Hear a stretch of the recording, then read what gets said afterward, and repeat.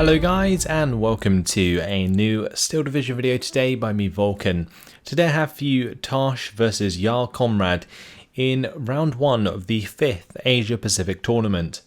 Today we're going to be seeing Pegasus Bridge, and on the Allied side Tarsh is using the Guards Armoured, and on the Axis side Jarl Conrad is using the 17th SS-Panzergrenadiers. So this is probably one of my favourite maps. I really like Pegasus Bridge, and the main reason for that is it was one of the first maps that I played when I got my hands on Steel Division for the first time way back when, well over a year ago now, at EGX Resd in London, which was really cool. Anyway, with that aside, let's talk about how these divisions work out on this map. So the Guards Armoured is actually in a really good spot, I feel, versus the 17th SS Panzergrenadiers.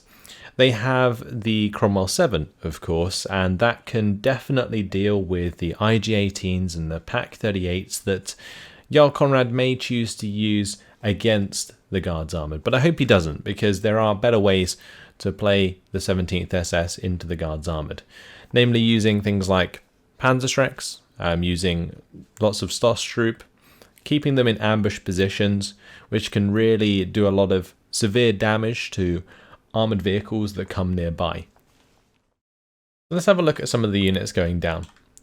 On the bottom side, we are going to be seeing the Cromwell 7 out of Tarsh. He's also going to be following it up with a Cromwell 6, which is a rather expensive combination, but a nice one indeed.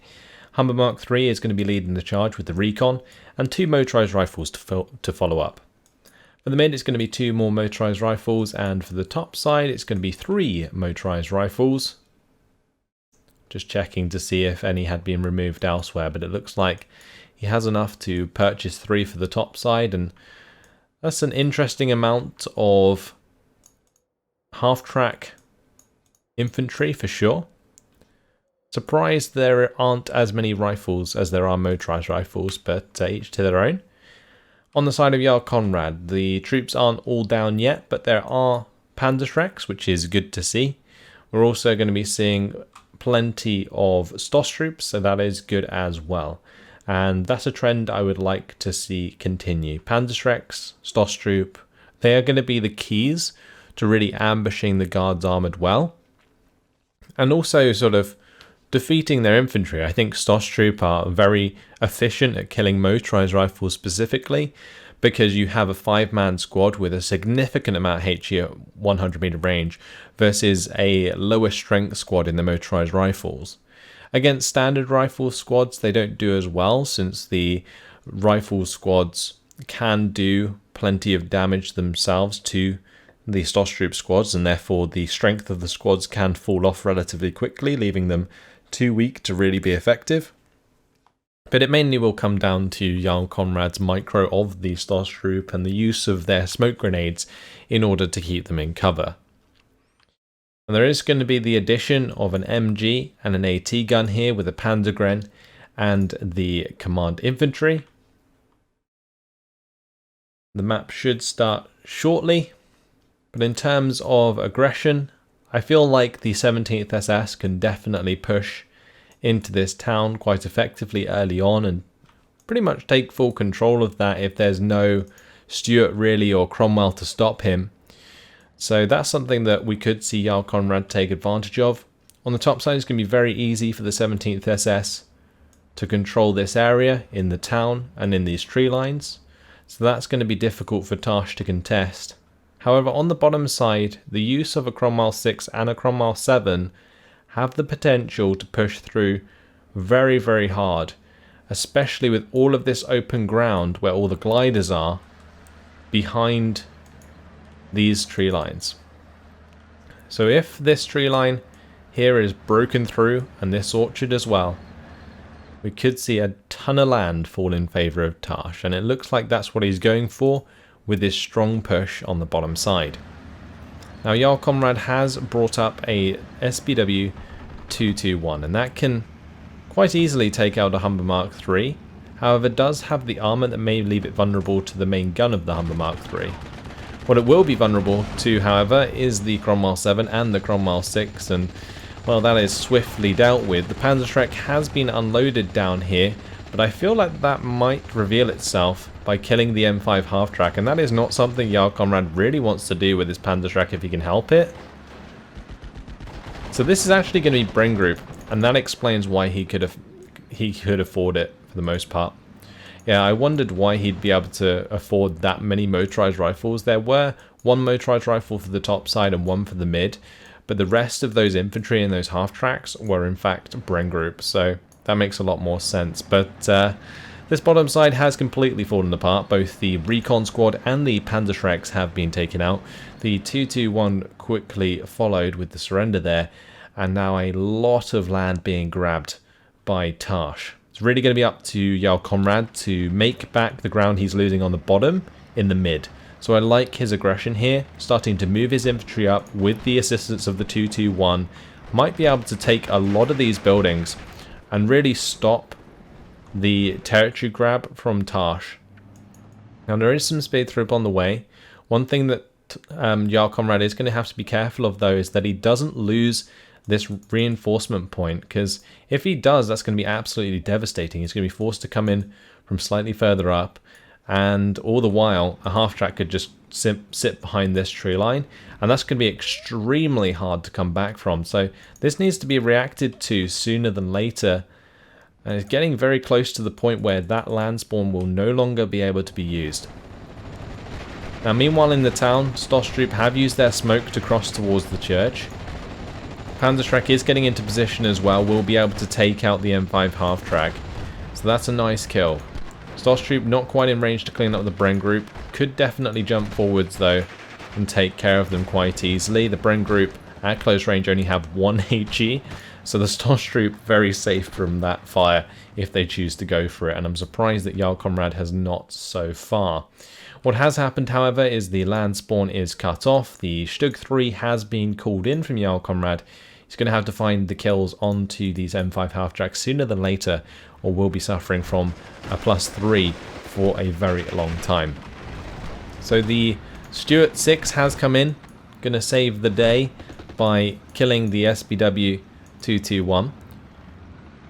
It might still struggle to kill off the Stosstroop, but with my infantry arriving, there might be just enough to spot and kill off these infantry squads. We'll have to wait and see.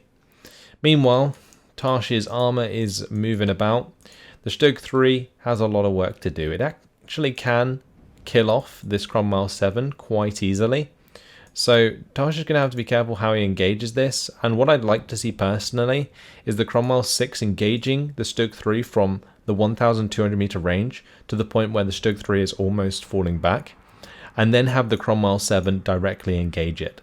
That would be a quite nice way of finding the kill there onto the Stug 3.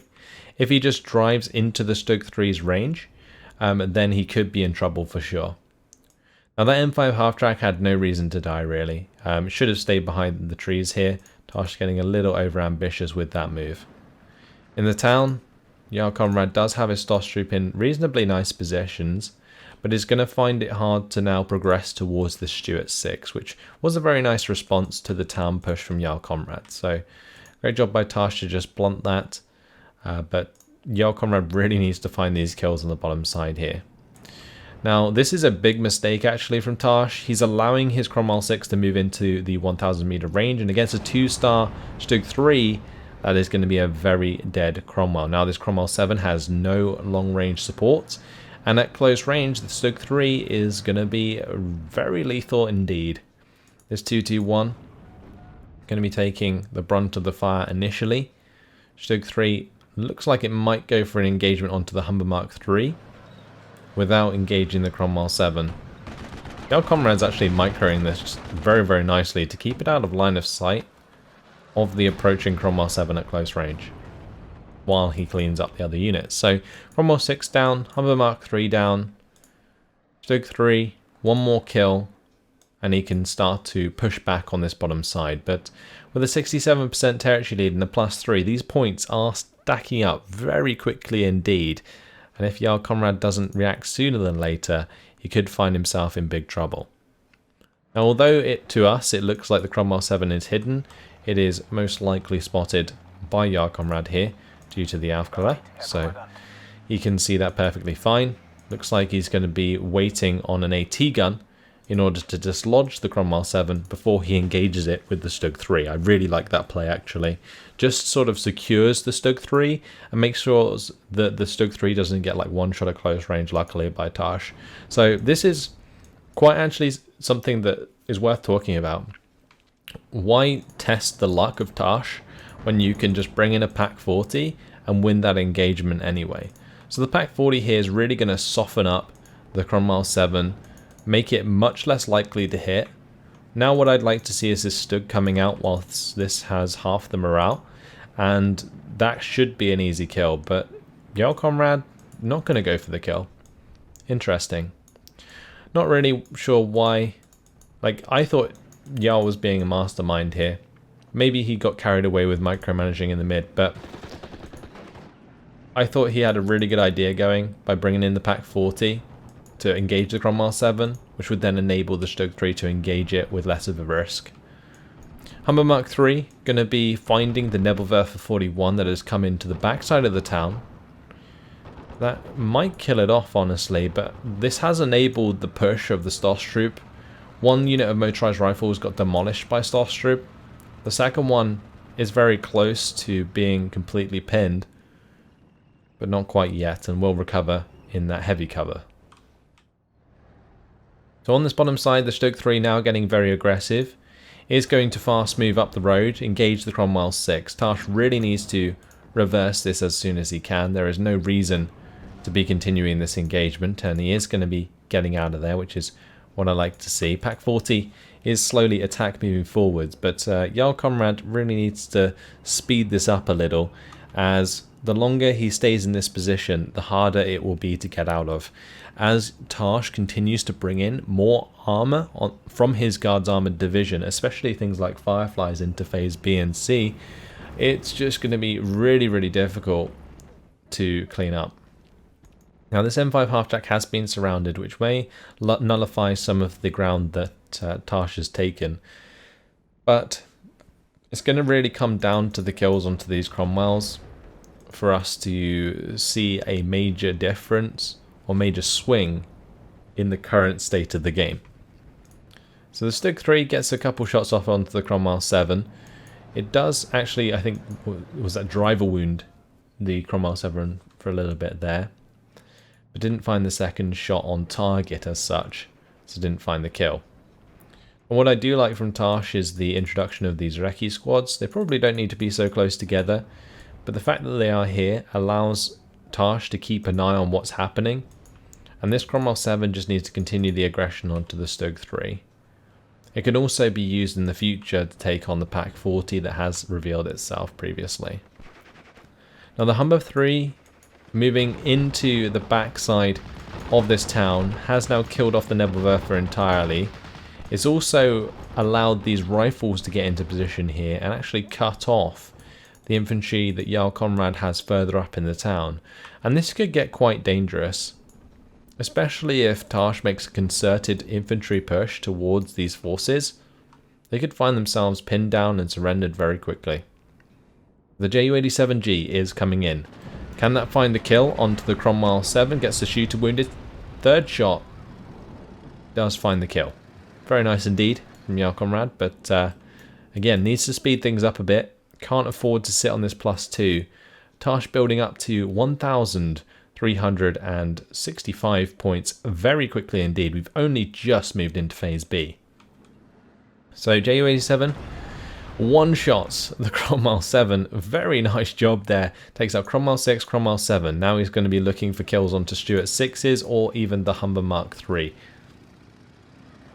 Can he find these kills? Because this is pretty much allowing his Stug and this 221 down here to freely advance. Now they will bump into this 6-pounder without any recon, and that may allow the 6-pounder to find a kill onto this Stug. In the middle, oh, another kill there. Ju-87 comes in, takes out one of the Stuart 6s. Wow, Tarsh being put in a very odd position here. He's got a lot of ground, but with his important units being taken out, including this now Humber Mark 3, Now that's going to leave him in a sticky spot in regards to this Stug 3. Now the recce there, they were found, but going to be driven past just like the first squad. 6-pounder has been revealed, is going to fire off the first shot. Will it be pinned down before it can fire a second shot? Because at that range, there's a potential for a decent accuracy. Not going to happen. Focke-Wulf 190A8 comes in to strafe it to death, but Stug 3 does the job. Now the Stug 3 is free to clean up the Stuart 6s. The 6-pounder is going to have to do some work, though.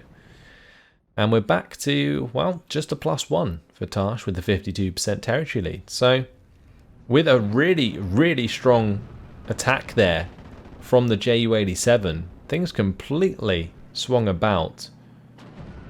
But if this Stug 3 goes down, Tarsh may gain the initiative once again, and that weapon jam is extremely important in this situation. And while that Stug 3 is showing side armor, this Stuart could easily just drive up the road and kill that if it doesn't hit at max range, which it did, and the Stug 3 goes down. So, maybe a little bit of an unnecessary loss there of the Stug. Lack of recon really affected that advance. But what we can see in the meantime is this concerted effort I was talking about to surround and kill off the forces in the town. So the rifles coming in here, and at the 100 meter range they still have 8 HE, which is enough to damage the Stoss troop. And yes, the Stoss troop present 18 HE at close range, but if they get weakened, they can be cleaned up pretty easily. But at the moment, Panzergrenadier going to be killed off, so are the Panzergrens. One unit of Panzergrenadiers left here, being currently fired upon by the M5 half-track though. They're not going to be able to fire forever, eventually it will get pinned down. Now a 221 is just doing a runner on this bottom side. Might end up bumping into this Firefly though. Also there's the Stuart 6s here, getting back into position. One actually going to be following and pursuing the SBW 221. 6-pounder is on target, so is the Firefly, and that's a 2-2-1 going down. So rifles now engaging the Stoss troop. Panzergrens again eventually going to get pinned, and when they do, an aggressive move from the infantry will force those to surrender, and because they're surrounded, it's likely they're actually going to run into at least one unit of infantry of Tarsh. Let's see if they manage to thread their way out of there. But a 53% territory lead now still in favour of Tarsh, and we are still counting up the points in Tarsh's favour. The initial breakthrough just gave him such a leg up in this game. It's unbelievable. Now these Stoss troop, you can see the numbers advantage there really helping the rifles stay alive in the face of the Stoss troop. Also the fact that the rifles were in heavy cover and the Stoss troop were not helped out as well. We do see that a Stuart did go down there. Stoss troop are having some troubles though. One unit of rifles is going to move forwards and sacrifice themselves in trying to reveal the Stoss troop. But under the fire of 2 half-tracks and 2 other rifle squads, those Stoss troop will be finished off. And it's good that Tarsh did take the time here to send in a few squads and commit to just cleaning up the units he had surrounded. Because that was a little bit of ground that was very easily taken back. Now the Assault Pioneer is going to be cleaning up some Stoss troop there. Ascalon have been found and will be cleaned up as well. But on this bottom side, things getting scary. Sherman 5 and a Firefly 5C on the field. A Firefly will easily deal with a Stug 4. Pack 40, however, could be an issue, but Tarsh has the recon to see it coming. So what we might see is maybe some artillery come in to pin the Pack 40 before the tanks advance, or we could quite simply see an airstrike or something, or even a fire position trick from the Firefly 5C firing just short of the Pack 40 to pin it down before it fully engages, but that's less likely due to the limited pinning power of the HE shell in the Firefly. Now the Nebelwerfer has been brought up for the mid here. Jarl Conrad does manage to clean out one of the rifles from these buildings, but didn't kill off the squad entirely, so not the ideal effects you want to have with the Nebelwerfer. You want probably more kills than that, or at least more things pinned down than that, so that you can surrender things with vehicles. But in this case, there's no vehicle in the center that can take advantage of that anyway. On this bottom side, Tarsh forgotten about this poor old infantry squad. Would be nice to see those deployed into those buildings. Maintains that ground quite nicely. On the top side, Stug 4 is looking to push through here. And this could be quite a nice way for Jarl Conrad to make back some ground, but he's got a long way to go. And as long as this +1 from Tarsh keeps ticking, the game's going to continue to fall away from him, and he's going to have a mountain to climb, that's for sure. So the Recce squad here are going to be revealed in the face of the Panzergrenadiers. We can see that Stug 4 from a distance is also going to be engaging upon that Recce squad. They aren't going to manage to hide themselves once again. Honestly, those guns need turning off on that Recce squad, so they don't reveal themselves unless something drives right nearby. So motorized rifles, half-tracks now pushing onto Panzergrenadiers. One thing that Tarsh can take advantage of against the 17th SS is that the Panzergrenadiers do not have Panzerfausts. So half-tracks can easily run them down as long as they don't get within the 50-meter range. Now what is likely to happen here? Speed troop unload, Recce get revealed. That's going to help clean those up. They're never going to hide again. M5 half-tracks in the mid though have just run through 2 units of Panzergrenadiers, are running down the Nebelwerfer 41 once again. That is going to be devastating for Jarl Conrad if he loses a second Nebelwerfer in the mid here. He does have the Stoss troop that could try and Panzerfaust that, but I don't know really if that would have been enough. Maybe the smoke grenade covering the Nebelwerfer 41 would have been a better idea. But I think in the mid, he's just being overwhelmed currently. Maybe under a little bit of pressure. So Ju-87G, that's going to be coming in on this top side, looking for a tank or two to kill. Spear Troop have come in on this bottom side.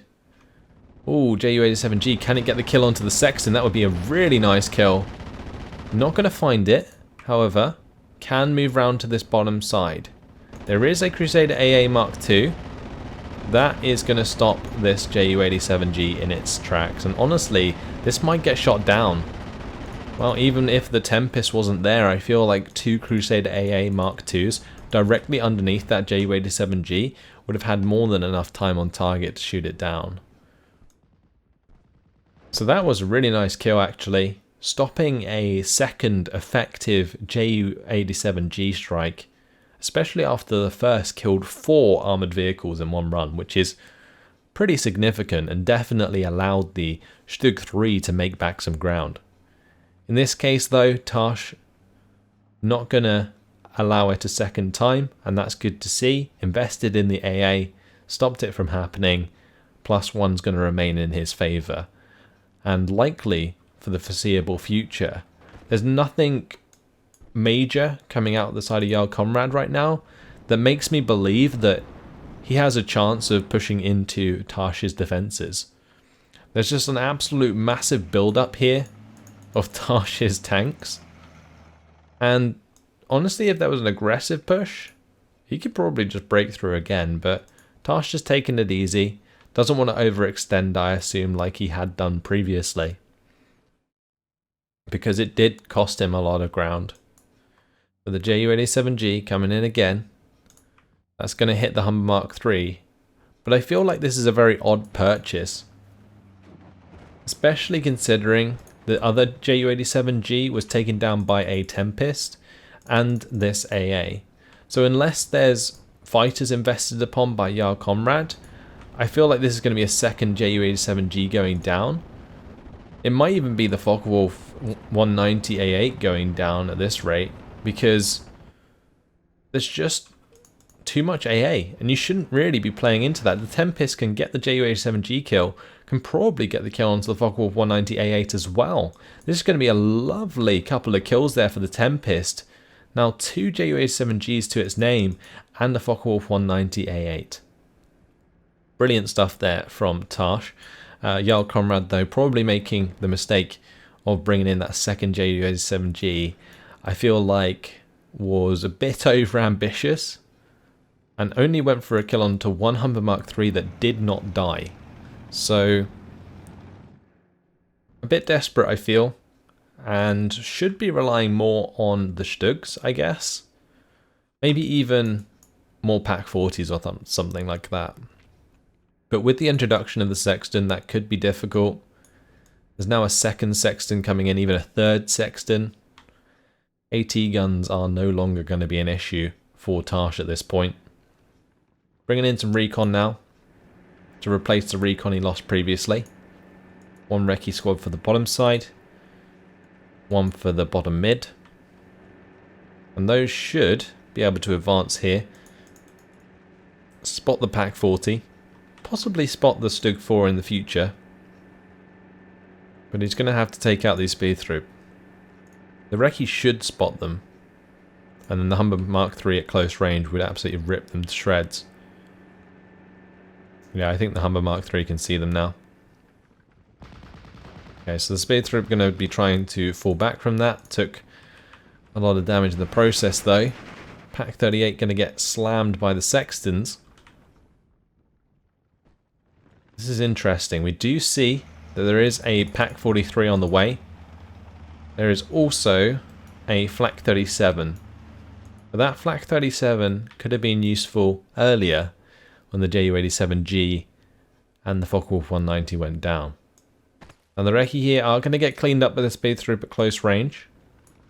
That is a big mistake, honestly.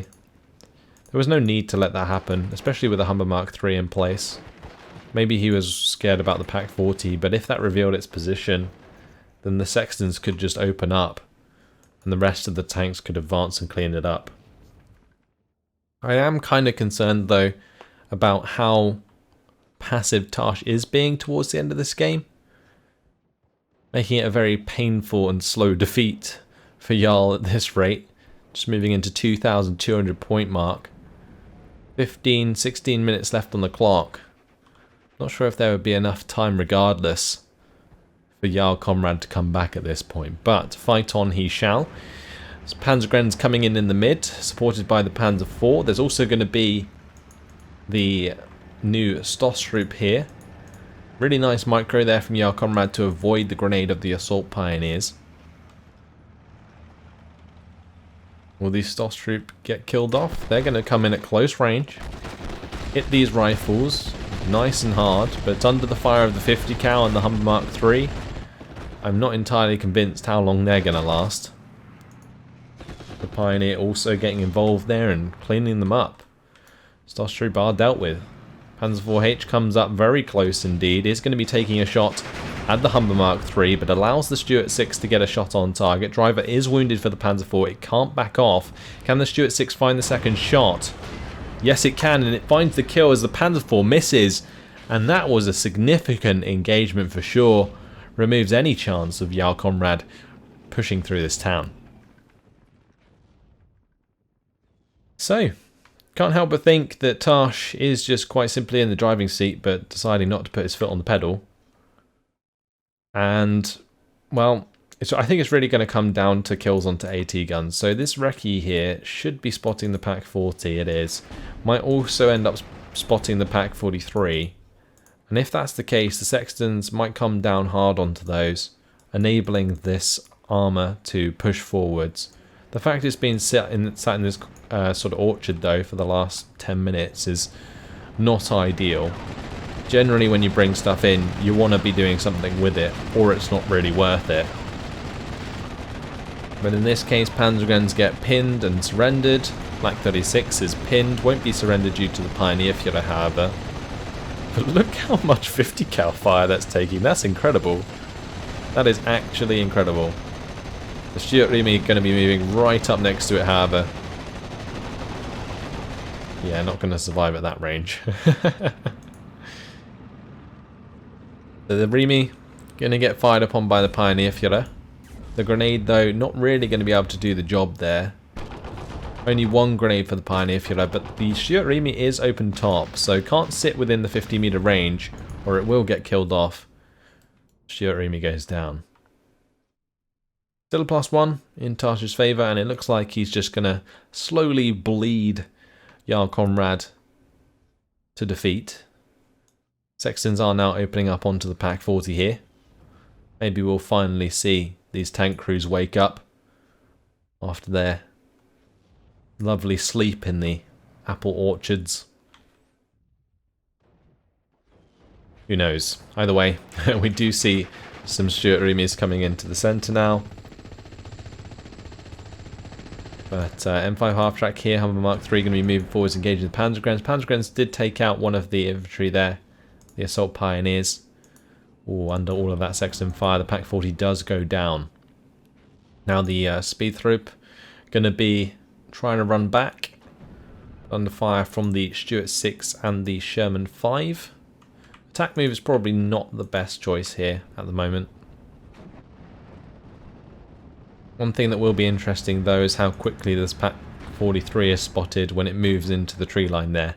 What I do like is that Jarl doesn't actually have it in the tree line yet, and we'll have it there to ambush these forces, but he can't really afford to play defensively at the moment, and honestly I don't think he really has a choice anyway, due to Tarsh now pushing very aggressively into the town with the Stuart Remys. He's supporting it with the Cromwell 7 as well, that might even be able to take on the Panzer IV. The triple Sextons are coming down towards that Panzer IV as well. Yes, there's going to be some 210mm off map from Jarl Conrad, but that's not going to do anything at this point. The Pak 43 does come in, kill off the Stuart 6. Takes a lot of damage from the Humber Mark III though. Let's see if this Panzer IV goes down. See if the Stuart 6 can get another Panzer IV kill to its name. That would be absolutely insane. Does get the shooter wounded actually. This might actually happen. He's basically got a timer on him, because as soon as this off-map comes down, it could do a severe amount of damage. It's going to pin a lot of these forces right now. Stuart 6, Stuart Remy, Cromwell 7, Stuart Remy, a new unit of Assault Pioneers, there's 2 units of infantry in the M5 half-tracks. This could be a very deadly off-map strike for sure. It's going to pin down all of those units, but it's not going to matter as the game comes to an end after the 29 minutes there. Tarsh reaching the 2,500 conquest points. Wow. What can I say about that other than Jarl Conrad definitely took his time, and so did Tarsh actually towards the end there. Tarsh could have sealed the deal so much quicker, but Jarl Conrad taking his sweet time with that Stug 3, that's for sure. When he brought in the Pak 40, I thought he had the best idea. Start pinning the Cromwell 7 so it can't sit in an engagement with the Stug 3, and then just clean fire the Stug 3 at the Cromwell 7 as the Cromwell 7 has to fall back. But he didn't bring it out of cover, and he didn't find the kill because of that, and it really delayed the push back on the bottom side. He then had to wait for the Ju-87G that came in and got the really awesome 4 armor piece strike, which was fantastic. And he managed to get back to almost 50-50, but then couldn't find the second strike, which was definitely overambitious since the first one was shot down by a combination of AA and the aircraft. So I don't know really what went wrong, but it felt like Jarl Conrad didn't have a game plan after he gained back the ground from Tarsh in the end. So in terms of team scores, well, 2,045 kills to 1,170 losses for Tarsh. Makes sense considering the amount of units that Tarsh had on the field towards the end there compared to Jarl Conrad. In terms of kills, the Stuart 6, coming up big, took out both the Stug 3 and the Befehl Panzer IV, almost took out a second Panzer IV. That would have been absolutely awesome. Humber Mark III cleaned up the Nebelwerfer, a really nice flank into the town. Nothing really else stood out other than the Tempest finding plenty of kills. Yeah, the Crusade AA actually got the kill credit for the Ju-87. And these Sextons, well, having 3 of them on the field is always going to be enough to take out those pesky AT guns. In terms of losses, well, the Panzerschrecks were a nice choice, but didn't really hit the mark.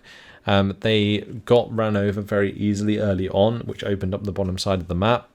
Stug 3 did clean up the Cromwell 6 and kill off a 6-pounder and a Humber Mark III, but didn't do much more than that, and that's the real issue with Jarl Conrad's comeback in the early phase.